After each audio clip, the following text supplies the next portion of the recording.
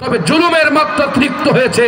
এদেশে 56,000 বর্গ মাইলের মানুষ চেয়েছিল পদত্যাগ।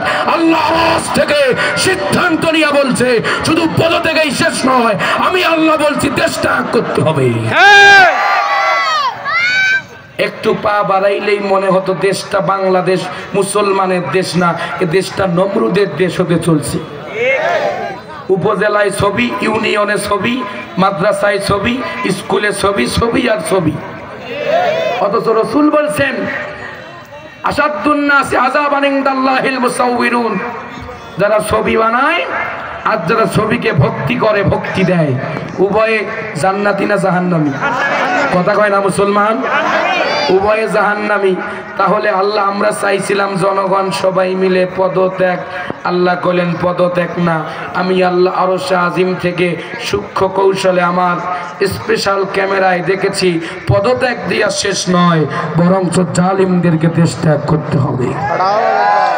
এই কোরআনের মাহফিল করার জন্য ডিসির কাছে যাওয়া লাগতো, ডিসি থেকে এসপি, এসপি থেকে মন্ত্রী, মন্ত্রী থেকে সচিব, সচিব থেকে উপজেলা, উপজেলা থেকে ইউনিয়ন, ইউনিয়নের অনুমতি হলে লাস্ট ফিনিশিং দেওয়া লাগতো যে ওই নেতার পা চাইতো, তার কাছে গিয়েও সাইন নেওয়া লাগতো, তা না হলে মাহফিল বন্ধ করতো।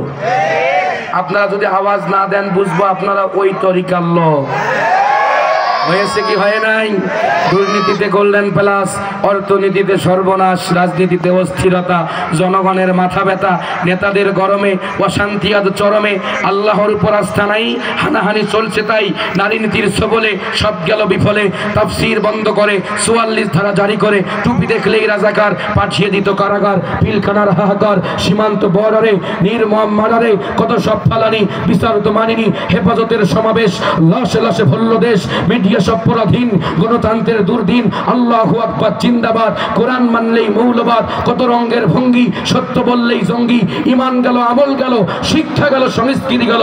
সোনার বাংলায় মুমিনদেরকে মুনাফিকের কাতারে সাব্যস্ত করবার জন্য 16টি বছর যারা কায়দা করেছিল, 1 জুলাই বিপ্লবে পিছনে রাস্তা দিয়া হেলিকপ্টারে পালাতে বাধ্য হয়েছে, বাধ্য হয়েছে, বাধ্য হয়েছে। কথা বল ঠিক কিনা?